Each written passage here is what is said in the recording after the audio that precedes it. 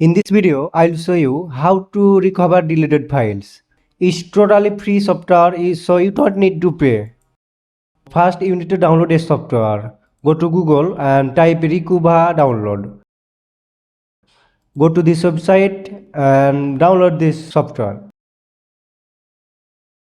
So this is my pen drive and I will delete everything from here.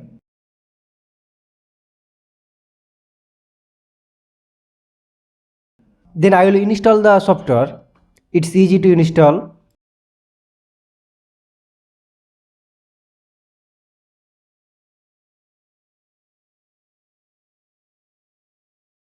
So after that you can recover like all of files, pictures, music, documents, video, everything you can recover separately. So I will recover all of my files that was deleted accidentally. I will keep all files. Then next.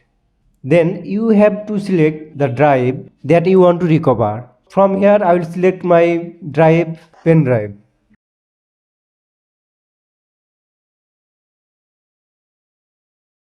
Then start. So here you can see all of my deleted files. So I will select all of them, then click recover. Then I have to select the destination folder. For now I am selecting the desktop. All of file recovering now.